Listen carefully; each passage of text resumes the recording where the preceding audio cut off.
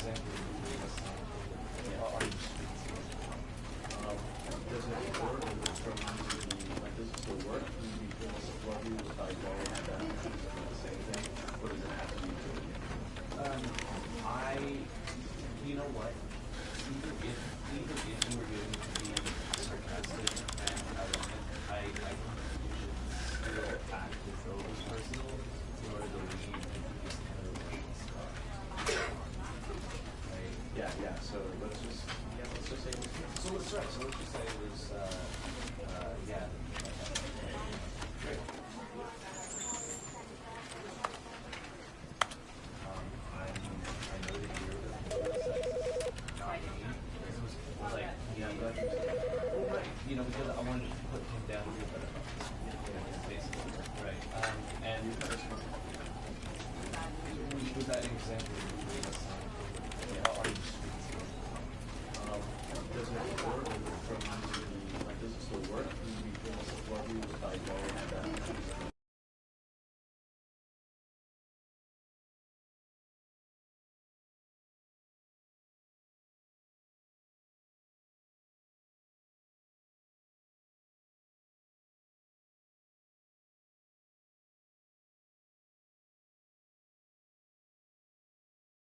This is the story of a man named Stanley. Stanley worked for a company in a big building where he was employee number 427. Employee number 427's job was simple.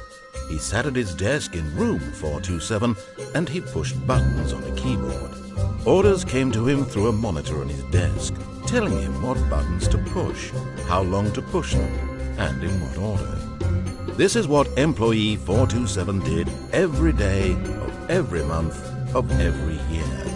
And although others might have considered it soul-rending, Stanley relished every moment that the orders came in, as though he had been made exactly for this job. And Stanley was happy. And then one day, something very peculiar happened. Something that would forever change Stanley. Something he would never quite forget. He had been at his desk for nearly an hour when he realized that not one single order had arrived on the monitor for him to follow. No one had showed up to give him instructions, call a meeting, or even say hi. Never in all his years at the company had this happened, this complete isolation. Something was very clearly wrong. Shocked, frozen solid, Stanley found himself unable to move for the longest time. But as he came to his wits and regained his senses, he got up from his desk and stepped out of his office.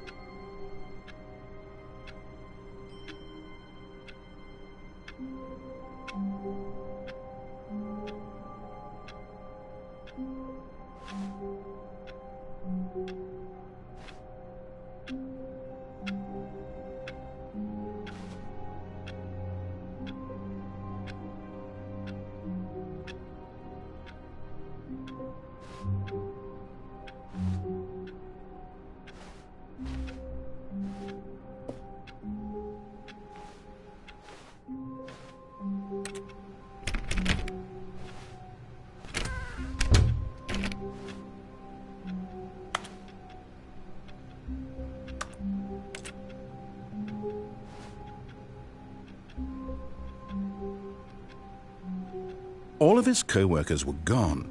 What could it mean? Stanley decided to go to the meeting room. Perhaps he had simply missed a memo.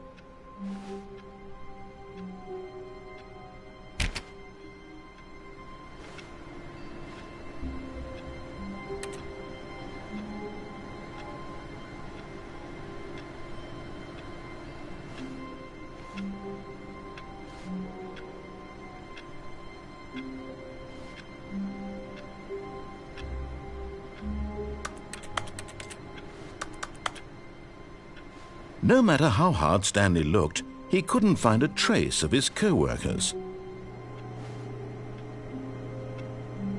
Stanley went around touching every little thing in the office, but it didn't make a single difference, nor did it advance the story in any way.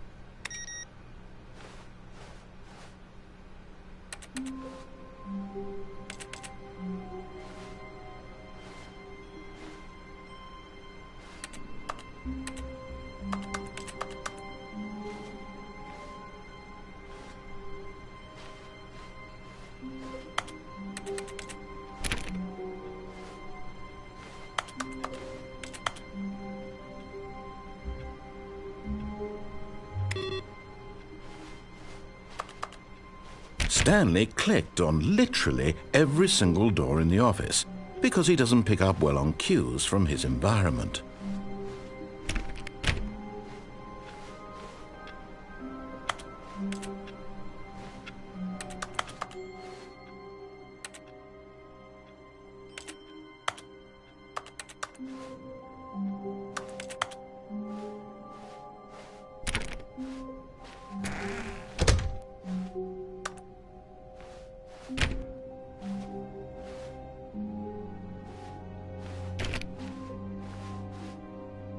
When Stanley came to a set of 2 open doors, he entered the door on his left.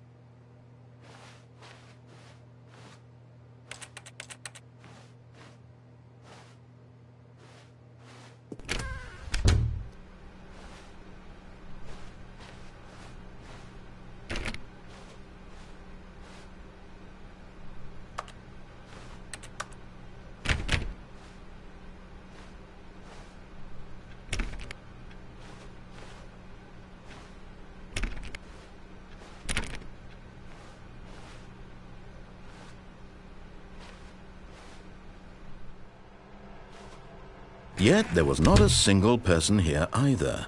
Feeling a wave of disbelief, Stanley decided to go up to his boss's office, hoping he might find an answer there.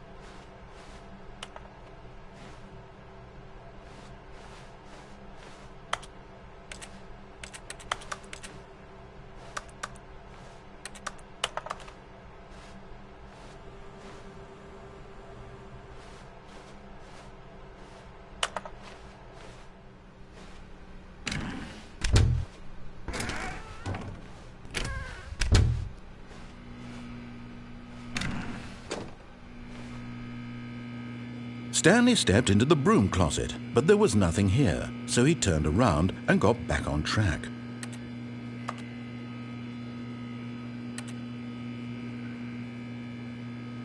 There was nothing here, no choice to make, no path to follow, just an empty broom closet. No reason to still be here.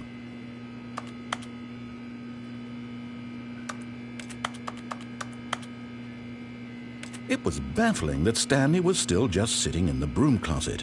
He wasn't even doing anything.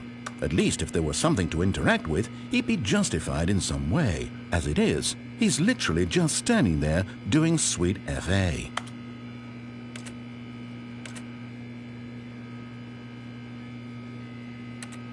Are you really still in the broom closet? Standing around doing nothing? Why? Please offer me some explanation here. I'm genuinely confused.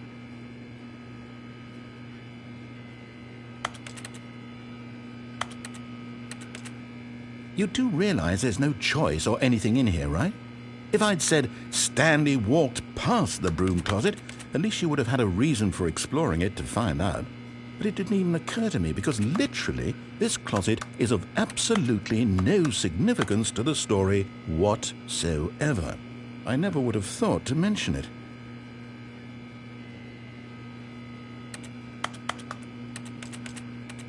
Maybe to you this is somehow its own branching path. Maybe when you go talk about this with your friends, you'll say, "Oh, did you get the broom closet ending? The broom closet ending was my favorite." I hope your friends find this concerning.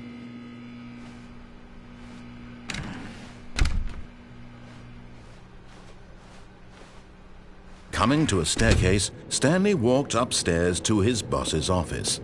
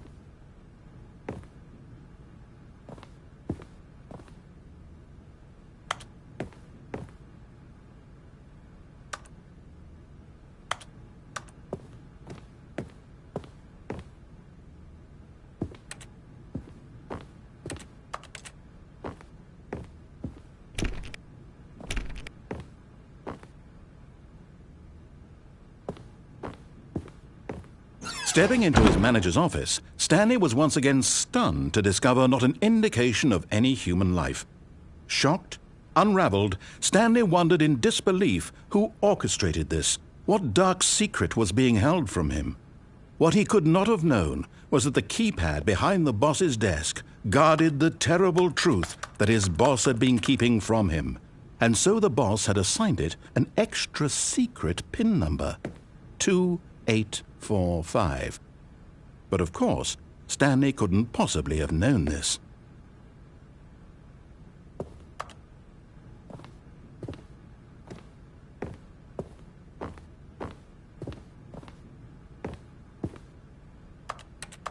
Stanley just sat around twiddling his thumbs.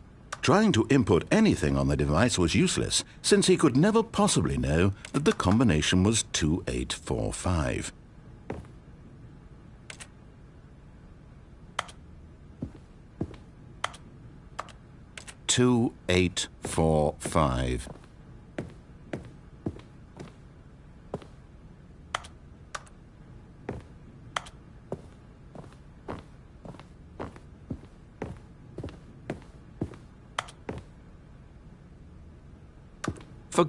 But it turns out that the panel's emergency override kicked in, and the door just opened all by itself, and Stanley got the hell along with the story.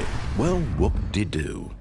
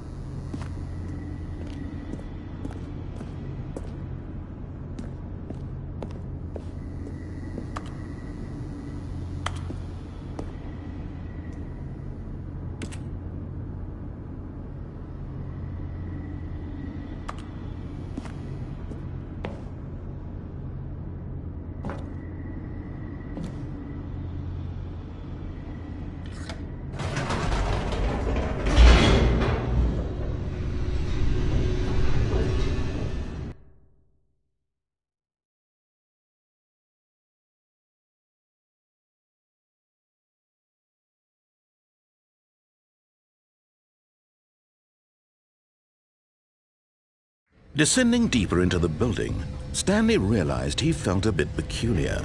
It was a stirring of emotion in his chest, as though he felt more free to think for himself, to question the nature of his job. Why did he feel this now, when for years it had never occurred to him? This question would not go unanswered for long.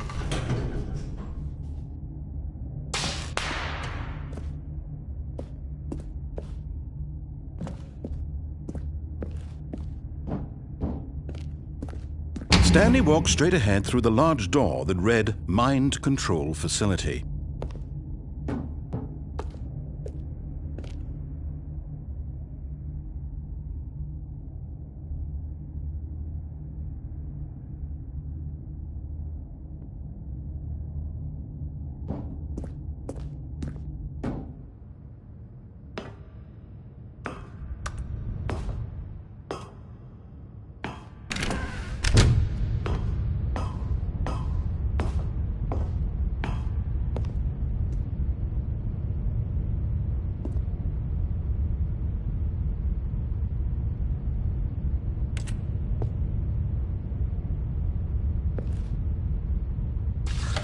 The lights rose on an enormous room packed with television screens.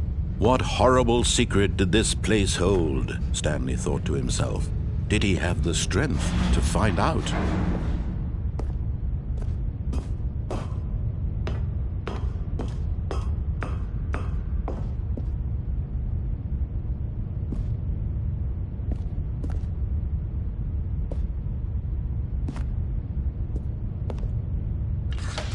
Now the monitors jumped to life, their true nature revealed.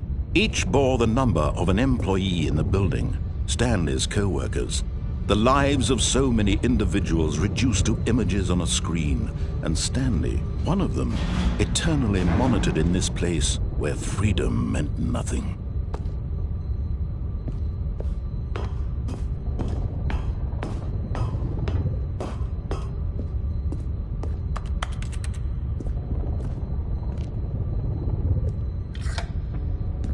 This mind control facility, it was too horrible to believe. It couldn't be true. Had Stanley really been under someone's control all this time? Was this the only reason he was happy with his boring job?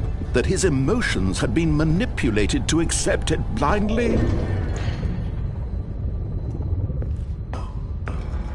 No, he refused to believe it. He couldn't accept it. His own life in someone else's control? Never! It was unthinkable, wasn't it? Was it even possible?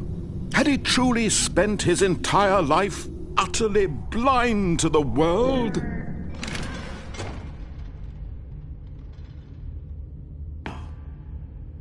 But here was the proof, the heart of the operation. Controls labeled with emotions, happy or sad or content. Walking, eating, working, all of it monitored and commanded from this very place. And as the cold reality of his past began to sink in, Stanley decided that this machinery would never again exert its terrible power over another human life. For he would dismantle the controls once and for all.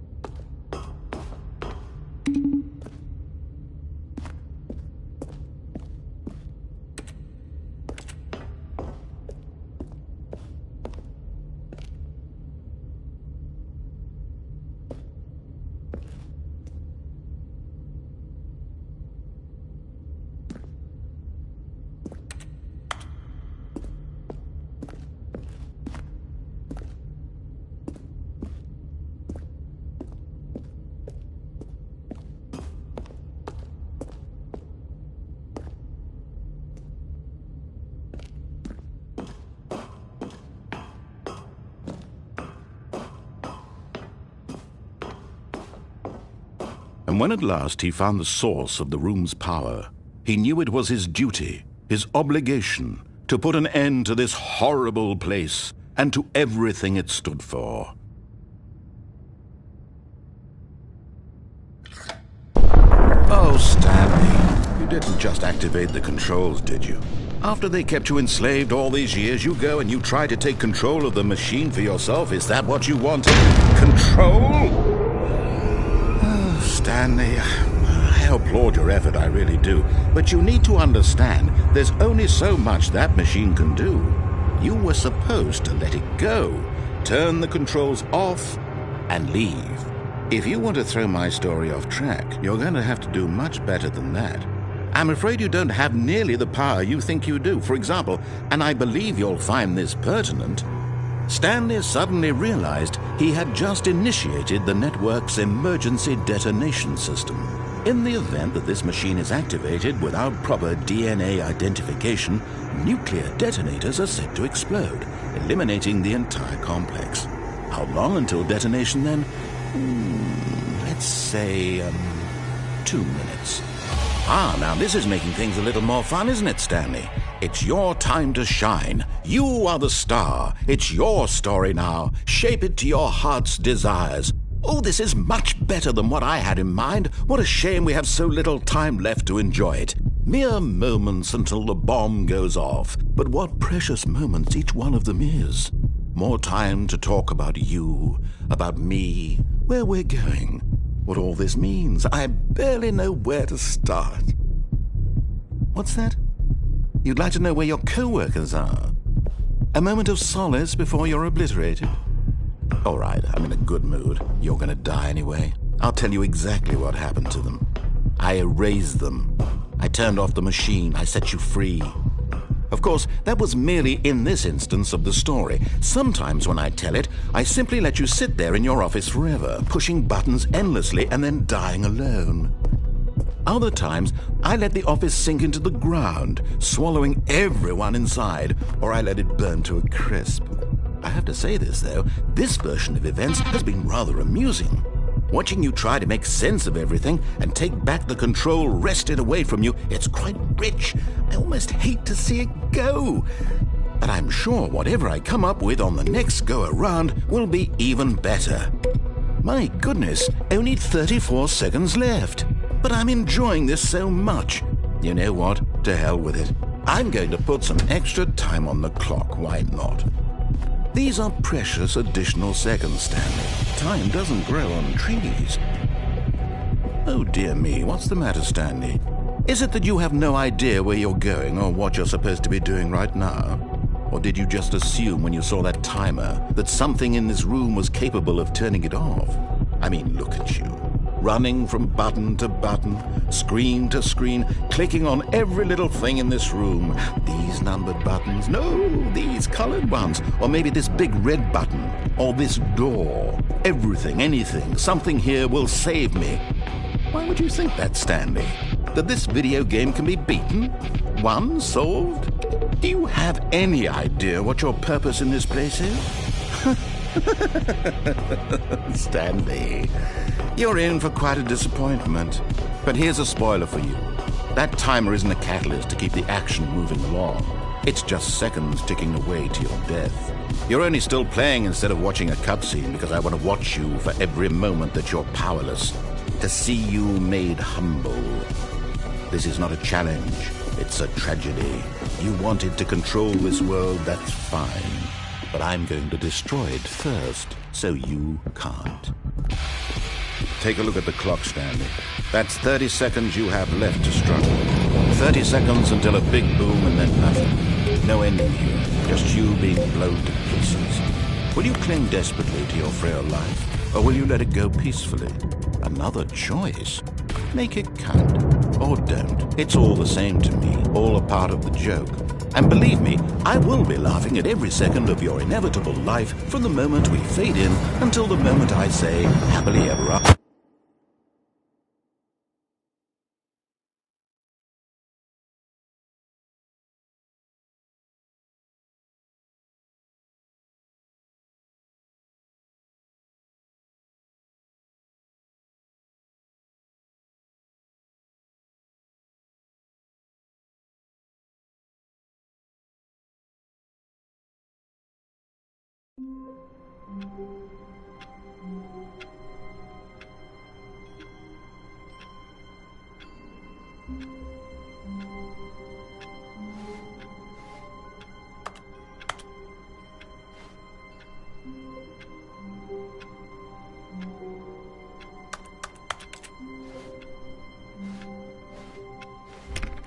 All of his co-workers were gone.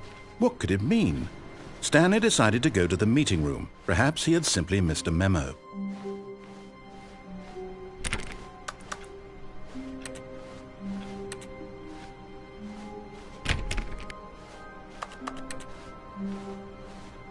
Stanley went around touching every little thing in the office, but it didn't make a single difference, nor did it advance the story in any way. When Stanley came to a set of 2 open doors, he entered the door on his left. This was not the correct way to the meeting room, and Stanley knew it perfectly well. Perhaps he wanted to stop by the employee lounge first, just to admire it.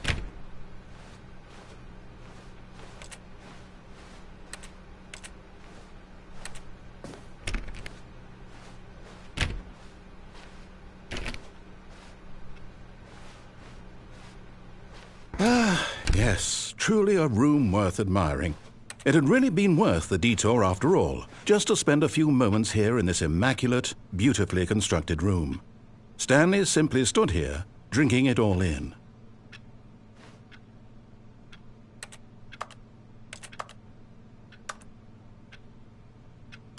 Yes, really, really worth it being here in the room. A room so utterly captivating that even though all your co-workers have mysteriously vanished, here you sit looking at these chairs and some paintings. Really worth it.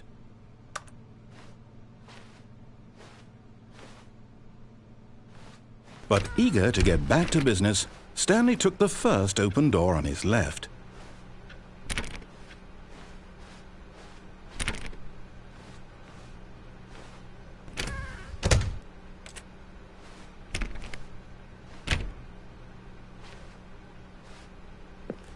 Stanley was so bad at following directions, it's incredible he wasn't fired years ago.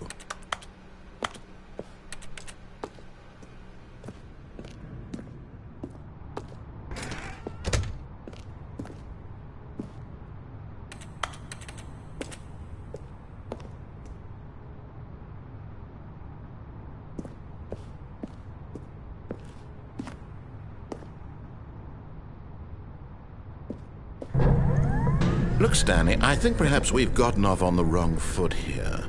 I'm not your enemy, really, I'm not. I realize that investing your trust in someone else can be difficult, but the fact is that the story has been about nothing but you all this time. There's someone you've been neglecting, Stanley. Someone you've forgotten about. Please, stop trying to make every decision by yourself. Now, I'm not asking for me, I'm asking for her. This is it, Stanley. Your chance to redeem yourself, to put your work aside, to let her back into your life. She's been waiting.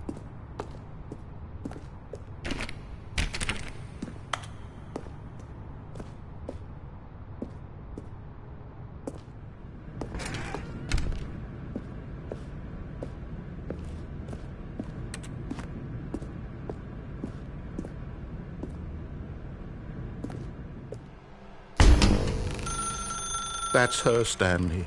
You need to be the one to do this, to reach out to her.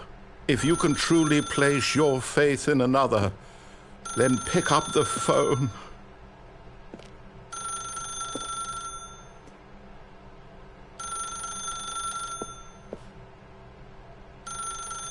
As Stanley picked up the phone, a white light engulfed him, filling him not just with radiance, but with hope. Hope for a life reunited Wait. Oh, goodness. Stanley, did you just unplug the phone? No, that wasn't supposed to be a choice. How did you do that? You actually chose incorrectly? I didn't even know that was possible. Let me double-check.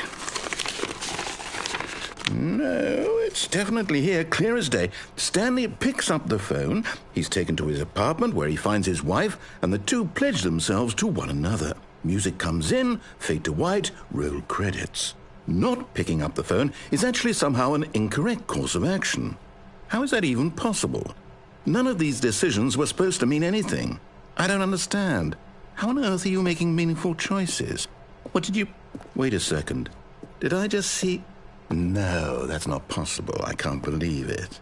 How had I not noticed it sooner? You're not Stanley. You're a real person.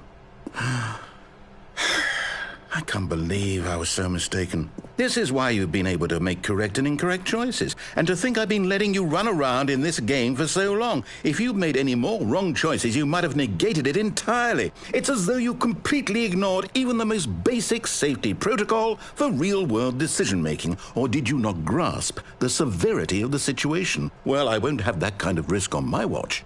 I'm going to stop the game for a moment so we can educate you properly on safe decision-making in the real world. Please observe this helpful instructional video. Choice.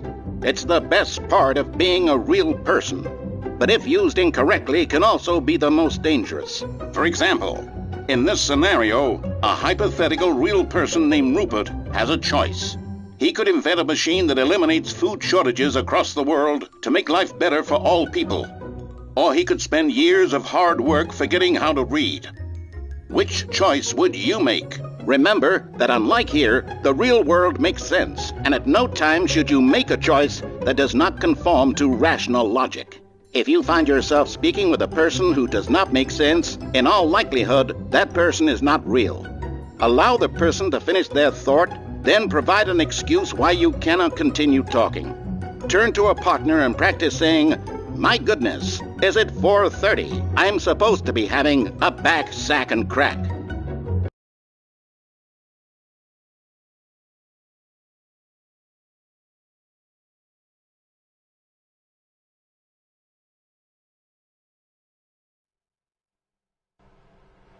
Excellent.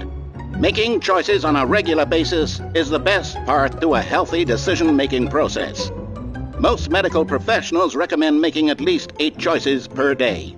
Do you make more than 8? Less? And finally, if you begin to wonder if your choices are actually meaningful and whether you'll ever make a significant contribution to the world, just remember that in the vast infiniteness of space, your thoughts and problems are materially insignificant, and the feeling should subside. At this time, your instructor will guide you in an exercise to test and reinforce the material covered in this video. Welcome back. You may have noticed that this room has begun to deteriorate as a result of narrative contradiction. But not to worry. Now that you're properly informed on good decision-making, we're going to revisit a choice you made just a few minutes ago and see what the correct thing to do would have been. This way, please.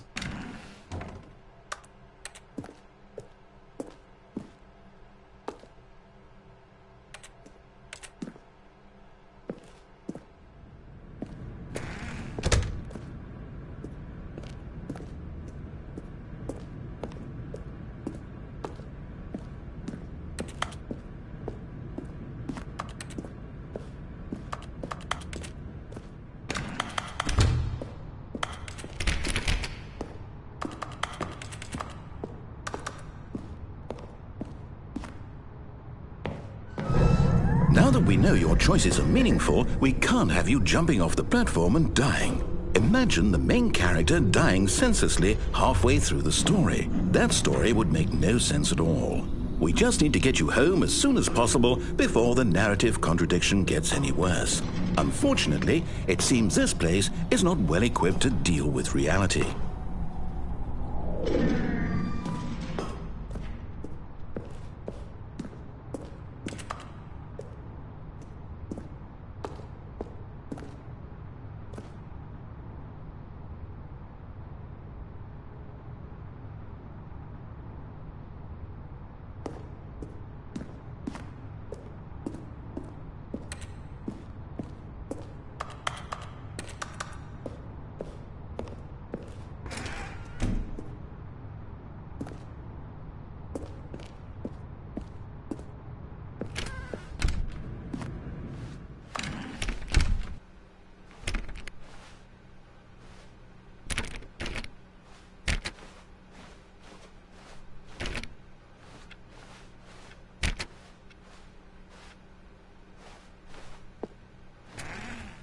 almost there. You'll take the door on the left, back to the correct ending, the story will have resolution once again, and you'll be home free in the real world.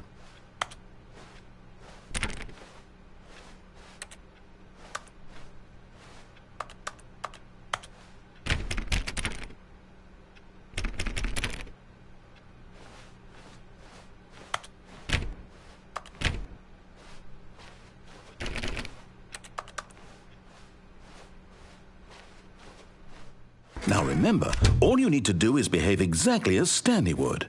That means choosing responsibly and always putting the story first. I'm quite sure you'll be up to the task. Just follow my lead and you'll be fine. All right. When Stanley came to a set of 2 open doors, he entered the door on his left.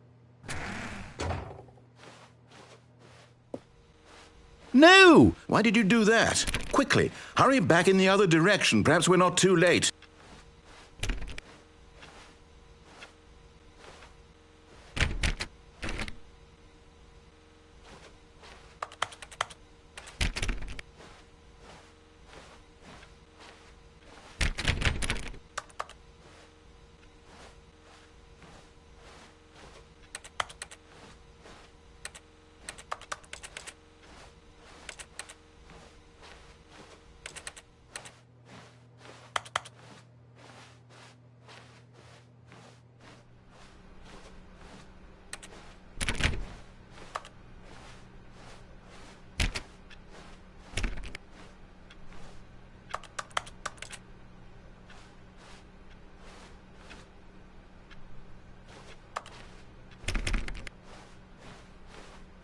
Oh, it's ruined.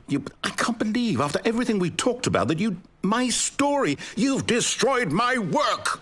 Why? For what? What did you get out of that? What did you think was so special about seeing the game undone, left here like so much garbage? It's worthless now. And what am I supposed to do? Even if there were a way to continue, would it be worth it? To know that my story is now incorrect? How can I go back to that? I can't erase that knowledge. I'll have to live with it forever, reliving its impossibility forever. I couldn't live that way. Is it better to shut the game down entirely? To willingly destroy all of my work? I don't know. What's the answer? What do I do? What do I do? What do I... No, I have to. I have to shut the game down. I have to. I have to.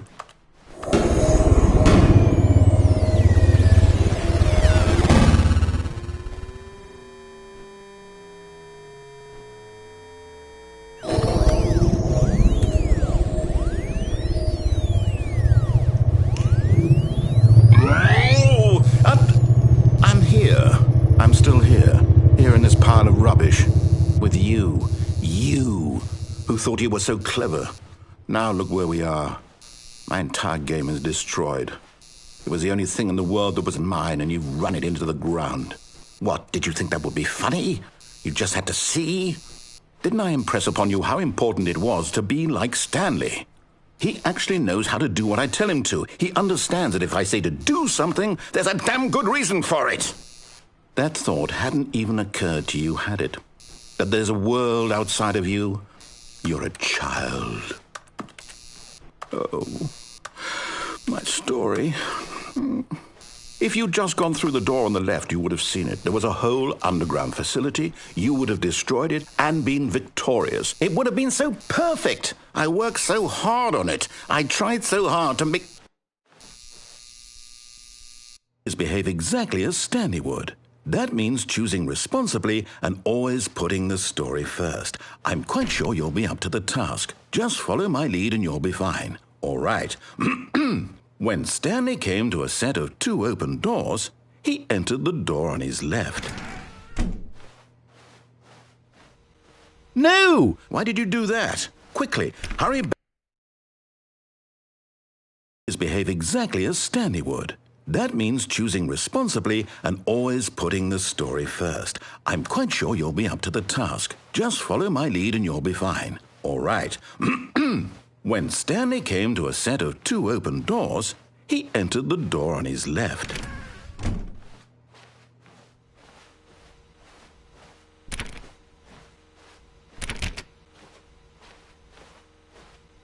No! Why did you do that? Quickly, hurry back. Behave exactly as Stanley would. That means choosing responsibly and always putting the story first. I'm quite sure you'll be up to the task. Just follow my lead and you'll be fine. All right. When Stanley came to a set of 2 open doors, he entered the door on his left.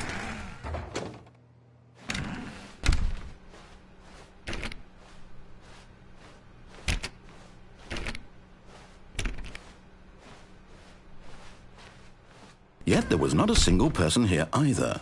Feeling a wave of disbelief, Stanley decided to go up to his boss's office, hoping he might find an answer there.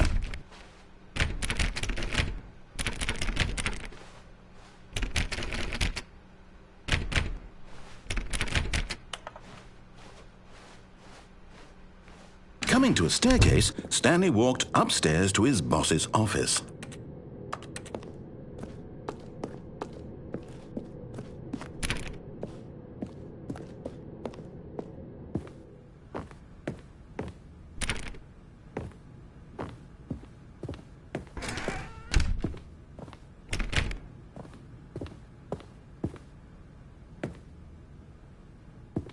Stepping inside his manager's office, Stanley was once again stunned to discover not an indication of any human life. Shocked, unraveled, Stanley wondered in disbelief who orchestrated this, until he saw the door with a voice receiver next to it. Surely behind this door lay all the answers to his questions. And beyond all probability, he knew the passcode. He had seen it on his boss's computer just last week. Nightshark 115. Was this the code to open the door? Would it still work? There was only one way to find out. Stanley had been trained never to speak up, but now he would draw from within himself the courage to face the unknown. He drew a sharp breath and then spoke the code.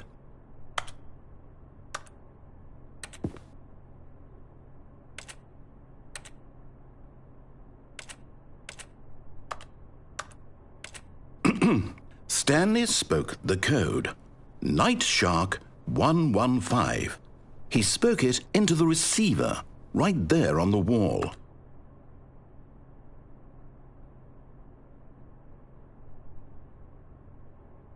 I'm sorry, is there a problem? You didn't mishear me, did you? Please speak the code into the receiver. Otherwise we can't get on with the story. This is a crucial step.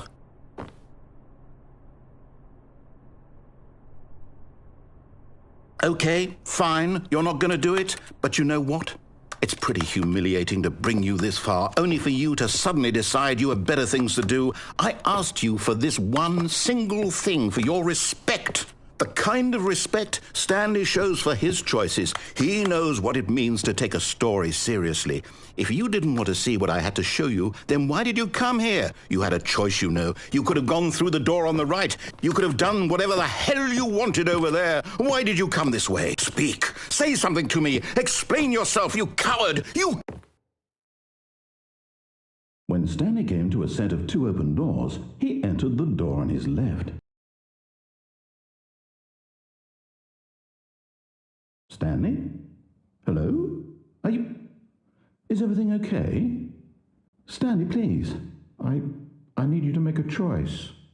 I need you to walk through the door. Are you listening to me?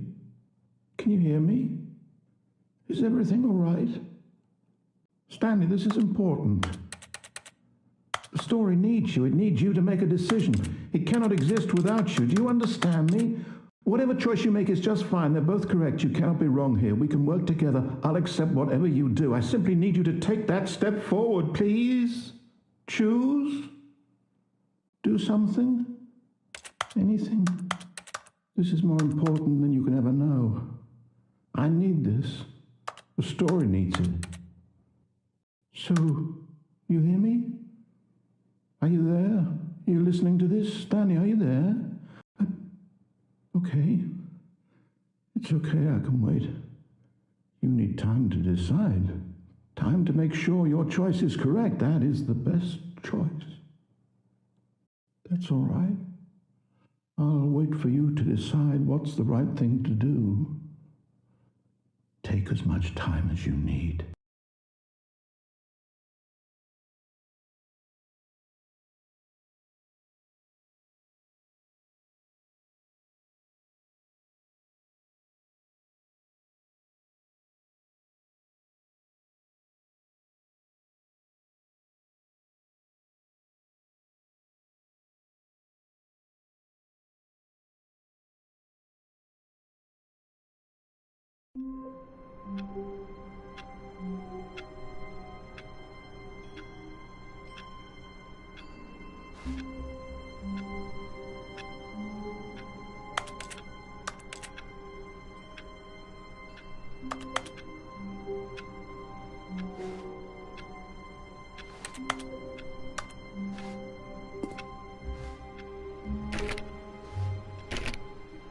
All of his co-workers were gone. What could it mean? Stanley decided to go to the meeting room. Perhaps he had simply missed a memo. No matter how hard Stanley looked, he couldn't find a trace of his co-workers.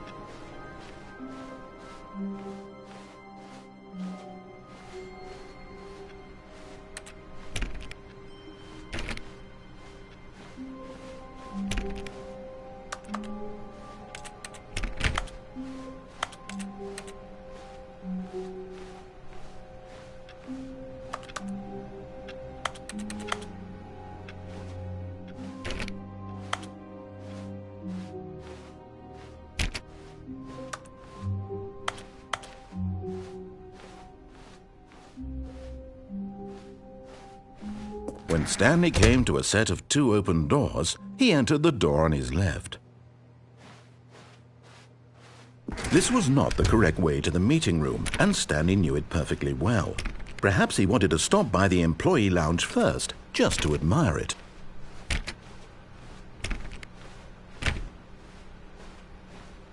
Wow, yes, this room. What a beautiful room. What a gorgeous, gorgeous room. Thank goodness Stanley had taken this detour on his way to the meeting room. Life without having it, but eager to get back to business, Stanley took the first open door on his left. Stanley was so bad at following directions, it's incredible he wasn't fired years ago.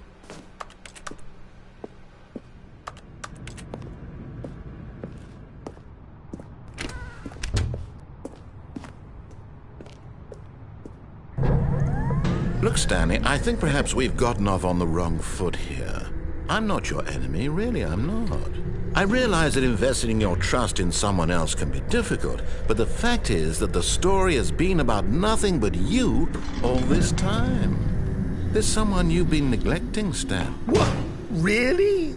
I was in the middle of something. Do you have zero consideration for others? Are you that convinced that I want something bad to happen to you? Why, I don't know how to convince you of this, but I really do want to help you, to show you something beautiful. Look, let me prove it.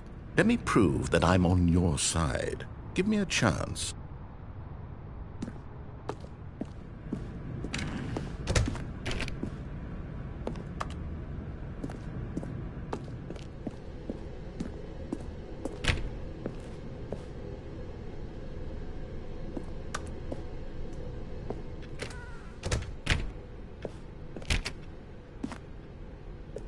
Now listen carefully, this is important. Stanley walked through the red door.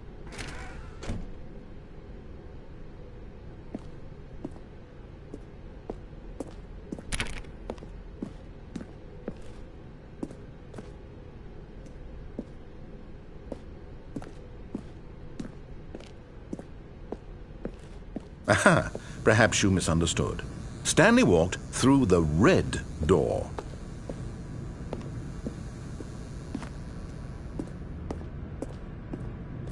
I still don't think we're communicating properly.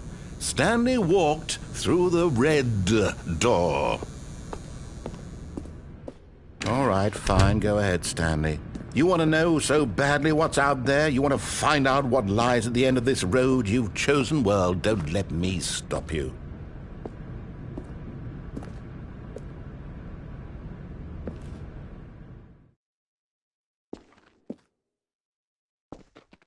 You see? There's nothing here. I haven't even finished building this section of the map, because you were never supposed to be here in the first place. Broken rooms, exposed developer textures. Is this what you had wanted? Was it worth ruining the entire story I had written out specifically for you? Do you not think I put a lot of time into that? Because I did. And in the end, it was all for nothing, because this is what you wanted to see. Help me here, Stanley. Help elucidate these strange and unknowable desires of yours. What would have made this game better?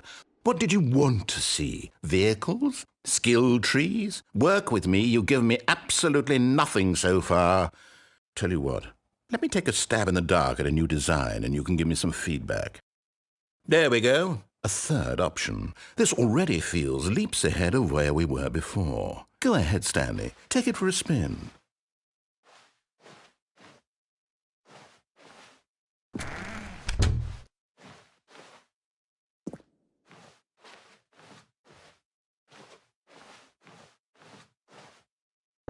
Okay, I'm going to stop you there. Now, tell me about your experience with this new version.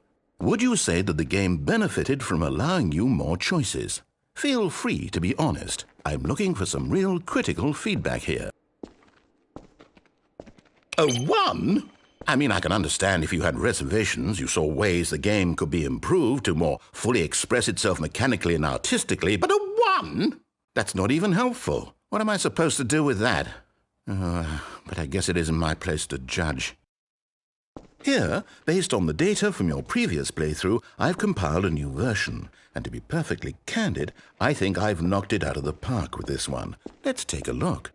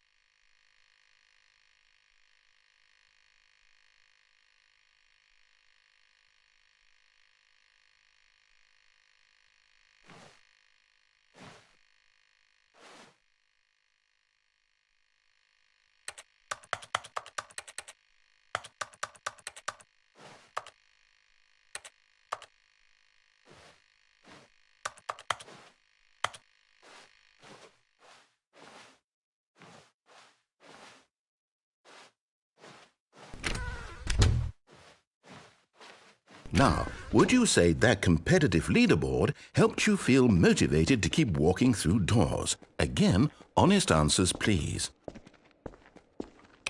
Hey, I nearly forgot. I've got a prototype of a new game I've been working on, and now would be a lovely opportunity to give it some playtesting. You wouldn't mind taking a look at it, would you? Perfect. Let me boot it up.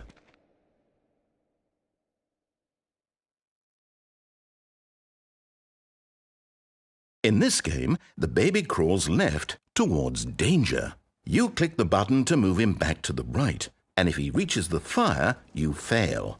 It's a very meaningful game, all about the desperation and tedium of endlessly confronting the demands of family life. I think the art world will really take notice. But of course, the message of the game only becomes clear once you've been playing it for about 4 hours. So why don't you give it 4 hours of play to make sure it's effective? Be sure to keep notes on your experience.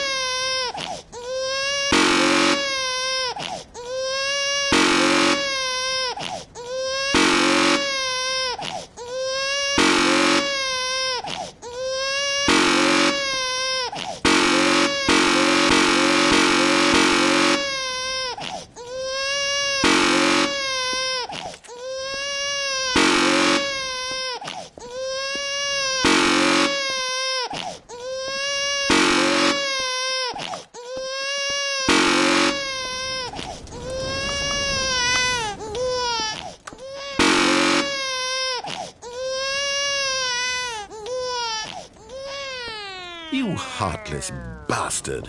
Did you do it because you hate babies or purely to spite me? Because if it's the latter, well, I don't know what to do. I'm completely out of ideas. I can't think of a single thing that might improve the experience for me. I'm not even going to try. I'm out. I'm done.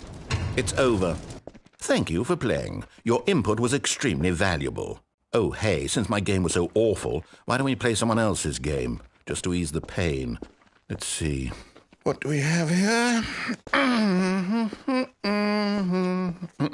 Yes, this seems like it'll work. Let's give it a shot.